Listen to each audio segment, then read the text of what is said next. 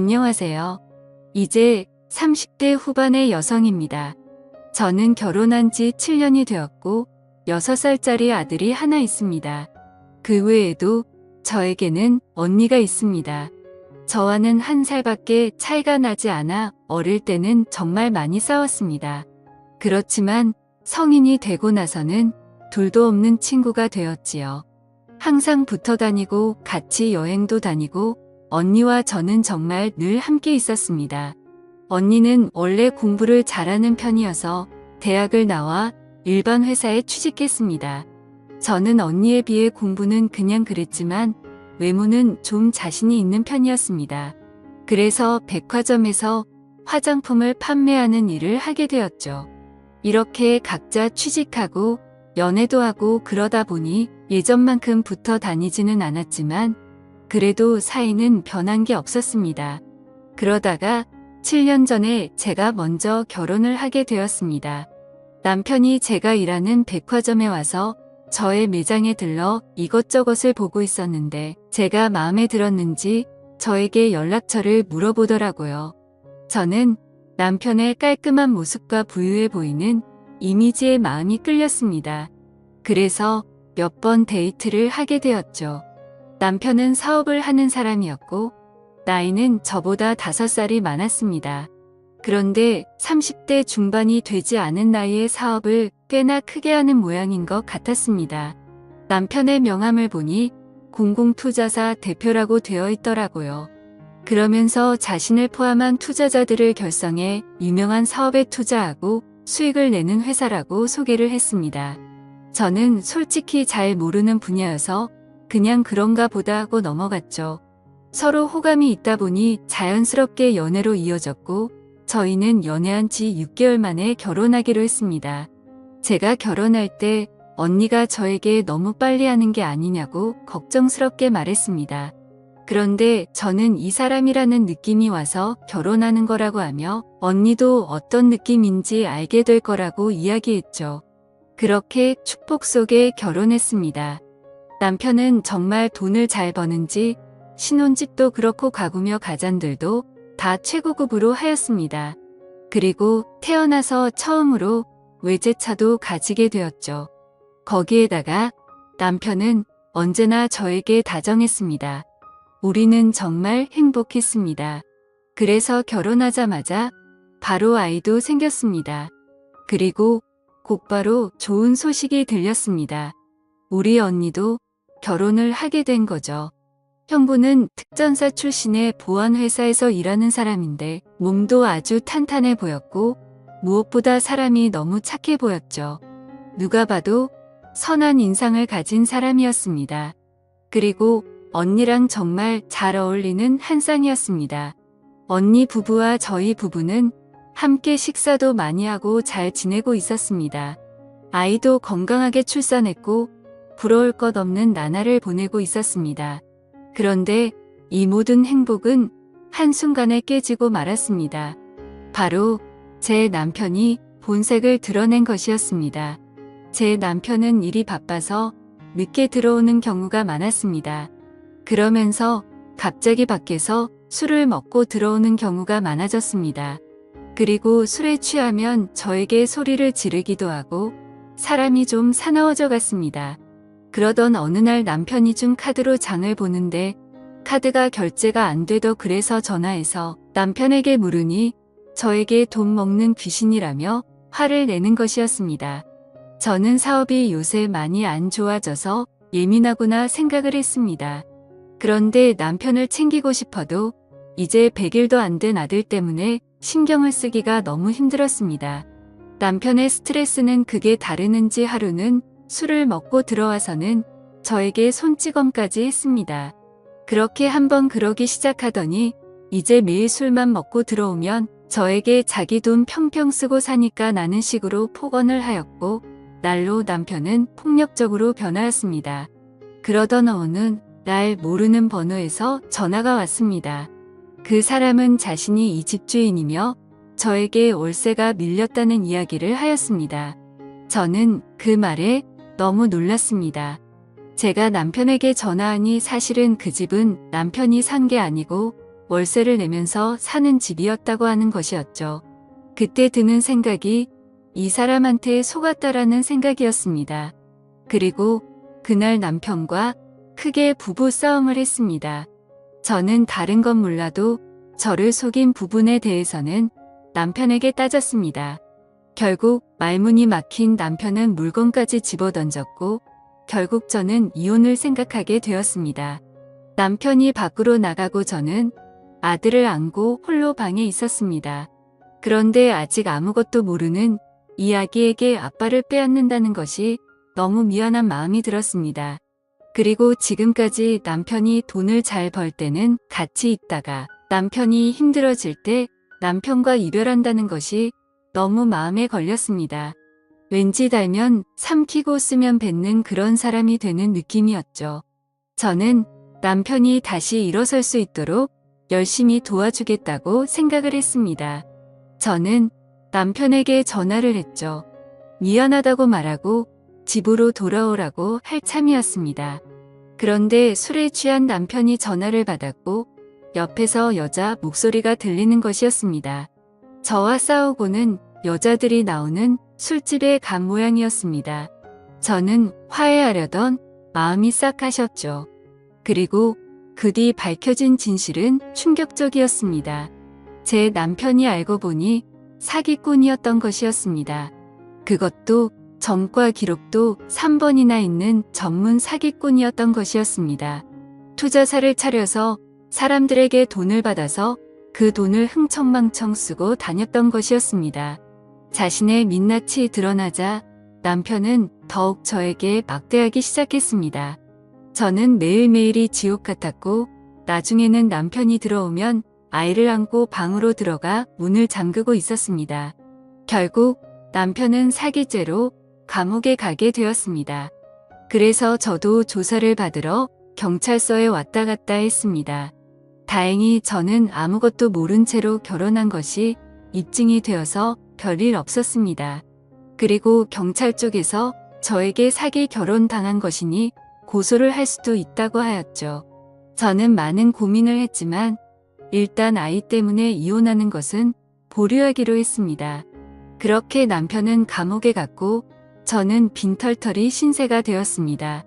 이때 저에게 큰 힘이 되어준 사람이 바로 형부와 언니였습니다. 형부와 언니는 오갈 데 없는 저를 거두어 주었습니다. 그래서 저는 잠시 형부와 언니의 집에 살게 되었습니다. 형부와 언니의 집에 남는 방이 하나 있어서 그 방에 저와 아들이 살게 되었죠. 처음에는 좀 불편한 것도 있었습니다. 특히 형부와는 어색하고 불편했습니다. 하루는 집에 아무도 없어서 아이를 재우고는 샤워를 했었습니다. 샤워를 끝마치고 콧노래를 흐늘거리며 수건으로 몸을 가리고 거실로 나오는데 식탁에 있는 형부와 눈이 딱 마주친 겁니다. 형부도 더웠는지 셔츠를 좀 풀어 헤치고 있었습니다. 저는 너무 놀라서 소리를 질렀고 형부도 놀라서 마시던 물컵을 떨어뜨렸습니다. 그리고 이런 소란 때문에 제 아들도 잠에서 깨고 저는 놀라서 허둥지둥 방에 들어와 아이를 달래서 일단 다시 재웠습니다. 그리고 거실로 나가니 형부가 앉아 있었습니다. 형부는 무슨 일이냐고 저에게 말했습니다. 아니 일하다가 날이 너무 더워서 말이야. 잠깐 들러서 셔츠만 갈아입는다고 왔는데 저는 헛기침하는 형부에게 말했습니다. 아니에요. 저 괜찮아요. 형부도 많이 놀랐죠. 아니야. 너무 신경 쓰지 마. 그럼 난 다시 일하러 갈게. 형부는 그렇게 말하고 다시 집을 나섰습니다. 저는 제가 괜히 잘 살고 있던 형부와 언니에게 폐를 끼치고 있는 건 아닌가 하는 생각이 들었습니다. 너무 미안했죠. 하지만 그렇다고 당장 갈 데가 있는 것도 아니고 답답했습니다. 그래도 아들이 지금 어린이집에 대기 명단에 있으니 어린이집만 가게 되면 저도 일을 할 수 있고 일을 하면 그래도 이 집에서 나갈 수 있으니 조금만 더 참아야 했습니다. 그런 저의 마음을 알았는지 언니는 저에게 계속 여기에서 지내도 괜찮다고 했습니다. 그렇지만 하루라도 빨리 언니 집에서 나가야겠다는 생각은 변하지 않았습니다. 그런데 시간이 지날수록 언니네 집에서 지내는 게 조금은 적응이 되었죠. 언니와는 전혀 문제가 없었지만 형부가 신경이 쓰이기는 했습니다. 형부는 샤워를 하기 바로 전에 운동을 하는 습관이 있었습니다. 꼭 팔근형을 몇 분 동안 해서 몸에 땀을 내고 샤워를 했죠. 처음에는 민망해서 고개를 돌리기 바빴는데 몇 번 보니까 이제 아무렇지 않게 볼 수 있게 되었죠. 그런데 자세히 보니 형부의 근육이 눈에 들어왔습니다. 탄탄한 팔뚝이 움직일 때마다 울렁울렁한 근육과 붉은거리는 힘줄이 참 섹시하다는 생각이 들었습니다. 그리고 확실히 운동을 한 사람이어서 그런 느낌이 달랐습니다. 그리고 성격은 어찌나 착하고 순한 언니한테 너무 잘하는 모습을 보고 있으면 언니가 참 부러웠습니다. 잠을 자다가 새벽 2시 정도에 저도 모르게 눈을 떴습니다. 그리고 목이 말라서 물을 마시러 나가는데 언니와 형부의 방에서 달그락거리는 소리가 들리는 것이었습니다. 자세히 들어보니 언니와 형부가 사랑을 나누는 소리였습니다. 저는 민망함에 빨리 들어가려고 했는데 호기심이 생기는 건 어쩔 수 없었습니다. 그래서 거실에 서서 언니 방에서 흘러나오는 소리를 들어보았습니다. 다른 건 몰라도 언니의 만족해하는 소리를 느낄 수 있었습니다. 언니 방의 상황이 보이지는 않았지만 상상은 할 수 있었습니다. 언니가 또다시 부러워졌죠. 저는 만족스러운 밤을 보낸 지가 언제인지 기억도 나지 않았는데 말이죠. 아이를 재우고 방에서 쉬고 있는데 언니가 저를 불렀습니다. 아이는 형부에게 맡기고 둘이서 오랜만에 놀러 나가자고 하더라고요. 저는 알겠다고 하고 그냥 추리닝에 모자를 쓰고 나가려고 하는데 언니가 최대한 예쁘게 하고 나가자는 겁니다. 저는 간만에 기분이 나날 것 같았고 처녀 시절처럼 화장도 하고 옷도 차려입고 밖으로 나왔습니다. 언니와 분위기 좋은 술집에 가서 기분도 전환하고 집에 들어오니 한결 숨이 트이는 것 같았습니다. 그 뒤로도 언니는 형부의 배려에 저와 같이 우붓한 시간을 가지려고 노력해 주었지만 아이가 있어서 그것도 쉽지는 않았습니다. 가뜩이나 얹어 살고 있는데 어떻게 염치 없이 형부한테 아이를 돌봐달라고 계속 부탁을 하겠어요. 그리고 저는 더 이상 형부와 언니의 집에 머물면 안 되겠다는 생각도 들었습니다. 그래서 취직을 위해 학원에 등록해서 자격증을 파려고 공부를 시작했습니다. 언니가 퇴근을 하면 아이를 맡기고 제가 학원에 다녔는 것이었죠. 결국 저는 자격증을 따게 되었고 아이도 어린이집에 보낼 수 있게 되어서 저는 어린이집 근처의 회사를 알아보았습니다. 저는 작은 회사에 취직을 하게 되었고 작고 오래된 다세대 주택이었지만 독립을 하게 되었습니다. 형부가 저의 이사를 도와주면서 집 앞에 골목이 너무 늦어서 위험해 보인다고 말하며 너무 밤늦게 돌아다니지 말라고 충고도 해주었습니다. 저의 독립을 축하하기 위해서 형부와 언니는 다 같이 1박 2일로 여행을 가자고 제안을 했습니다. 가까운 바닷가에 펜션을 잡고서는 언니와 형부 저와 제 아이까지 총 4명이 함께 시간을 보냈습니다. 한참 분위기가 달아올라야 하는 시점에 저는 아이를 재우러 방에 들어갔습니다. 아이를 재우고 나서 거실로 나오니 다들 술에 많이 취해 있었습니다. 그렇게 술자리가 한두 시간 이어졌고 언니는 이미 취해서 잠이 들었고 형부도 취한 것처럼 보였습니다.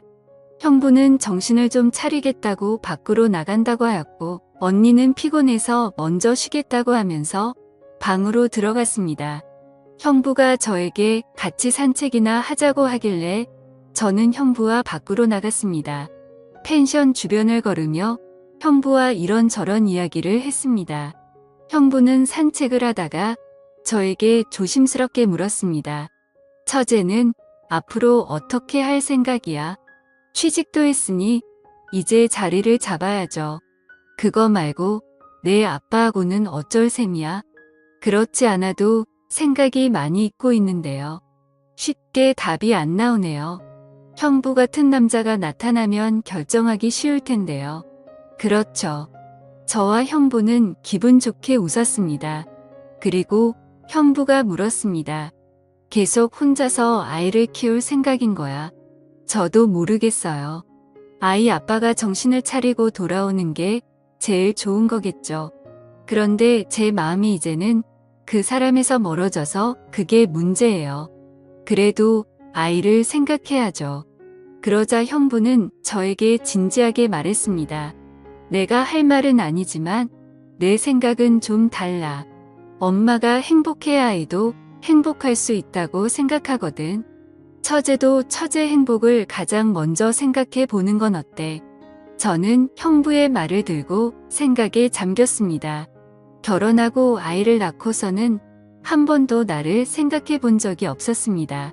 늘 아이가 최우선이었고 남편 뒷바라지만 생각하고 있었는데 제가 제일 원하는 것이 무엇일까 생각해 본 적은 없었던 것 같았습니다. 그런 생각이 들자 좀 우울해졌죠. 그때 모르는 번호로 전화가 왔습니다. 그리고 전화를 받고 저는 깜짝 놀랐습니다.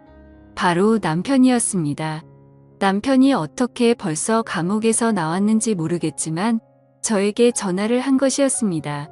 남편은 술에 취해 있었고 제가 전화를 받자마자 욕을 하기 시작했습니다. 남편의 욕설을 듣자 예전에 남편에게서 맞았던 기억들이 떠올라 무서워졌습니다.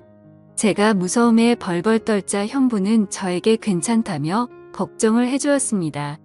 형부의 목소리가 전화 너머로 들어가자 남편은 벌써부터 다른 남자를 만나고 다니냐며 화를 내기 시작했습니다. 저는 형부라고 이야기를 했지만 남편은 막무가내였습니다. 저는 그동안 잊고 살았던 악몽이 다시 시작되는 것 같았습니다. 제가 동요하는 것 가짜 형부는 저에게서 전화를 빼앗아 전화를 끊었습니다. 그리고 전원도 꺼버렸죠. 제가 불안해하며 눈물을 흘리자 형부는 저의 등을 토닥여주면서 저를 위로해 주었습니다. 저는 형부의 어깨에 고개를 물고 서엉어 울었습니다. 그렇게 여행을 마치고 언니 집으로 돌아와서 저는 계속 생각을 해봤습니다. 여행 중에 전화를 받았을 때는 남편이 술에 취해 있어서 거칠게 말했지만 맨 정신에는 다르지 않을까 하는 생각도 들었습니다. 그때 남편에게 전화가 왔고 저는 남편을 만나기로 했습니다. 언니에게 아이를 맡기고 남편을 만났죠. 그런데 남편은 저에게 돈을 요구했습니다. 자기가 재계하기 위해서는 자금이 필요하다며 앞으로 어떻게 할지 이야기를 해주는데 그것도 다 사기였습니다.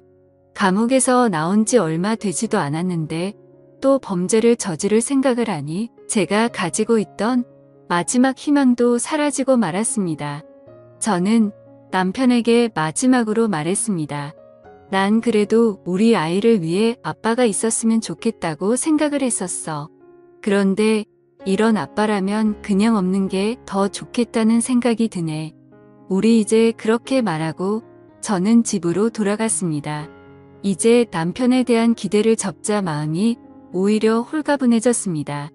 며칠이 지나고 회사에서 야근을 해야 하는 상황이라 언니에게 아이를 부탁하고 야근을 했습니다. 그래서 밤늦게 집에 돌아오게 되었는데 저 멀리서는 안 찍은 실루엣이 하나 보였습니다. 바로 형부였죠. 그런데 형부의 모습이 좀 이상했습니다. 느낌이 평소와는 좀 달랐습니다. 저와 걸으면서 계속 주변을 보고 제 옆에서 바짝 붙어 있는 느낌이었습니다. 그리고 어느덧 형부가 조심하라고 했던 그 골목이었죠. 저는 이상한 느낌에 형부에게 물었습니다. 오늘 좀 이상한 것 같아요. 그러자 그 순간 그 어두운 골목에서 형부가 갑자기 제 손을 잡더니 저를 어느 한 주차장으로 끌고 들어가는 것이었습니다. 그리고 벽에 저를 밀어붙였습니다. 저는 너무 놀라서 소리를 지르려고 하자 형부는 저의 입을 막으며 갑자기 꽉 끌어안았습니다. 그리고 저에게 속삭였습니다. 처제, 조금만 조용히 해줘. 그러더니 주변을 계속 살피는 것이었습니다. 그때 골목에 어떤 건장한 남자들과 남편의 모습이 보였습니다. 그리고 그 사람들이 사라지는 것을 끝까지 지켜보더니 저의 입을 막았던 손을 풀어주었습니다. 그리고 저와 함께 집으로 돌아왔습니다. 집에는 언니가 아이와 함께 있었습니다. 알고 보니 언니가 아이를 어린이집에서 데리고 집으로 오는 길에 제 남편을 보게 된 것이었죠. 그리고 남편 주변에 험상 굳게 생긴 남자들을 보고 무언가 안 좋은 느낌이 들어 형부에게 연락을 했다고 합니다. 형부는 저희 집 근처에서 저를 기다리는 남편과 무리들을 보게 되었고 멀리까지 저를 마중 나온 것이었습니다.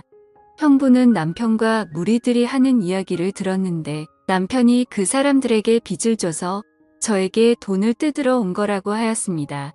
저는 너무 슬펐습니다. 그래도 제가 한때 사랑했던 사람이었는데 이렇게까지 망가지고 저에게 실망을 주는 건지 제 인생이 서글퍼지기 시작했습니다. 그날 이후로 저는 다시 당분간 형부 집에서 지내기로 하였습니다. 그리고 형부는 매일 밤 저를 마중 나와주었고 언니도 어린이집에서 매일 아이를 데리고 와주었습니다. 그리고 저는 경찰에 신고하였고 결국 남편은 접근 금지 명령을 받았습니다. 그 뒤 들리는 소리에 의하면 남편은 다시 사기를 치다가 걸려서 감옥에 다시 들어갔다고 하였습니다. 이번에는 죄질이 안 좋아서 좀 오래 감옥에 있어야 한다고 하였습니다. 저는 다시 집으로 돌아왔고 언니와 형부는 한동안은 저와 아이를 함께 돌봐주었습니다. 그리고 저는 다른 지역으로 집을 옮겼습니다. 이 과정에서도 언니와 형부는 경제적으로도 신적으로도 많은 도움을 주었습니다. 저는 늘 형부와 언니에게 고마운 마음을 가지고 있습니다. 나중에 상황이 나아지면 꼭 보답하고 싶은 생각입니다. 또한 언니와 형부의 보살핌과 도움으로 이혼을 준비하고 있고 이제 저는 아이와 함께 안정된 삶을 살고 있습니다. 감사합니다.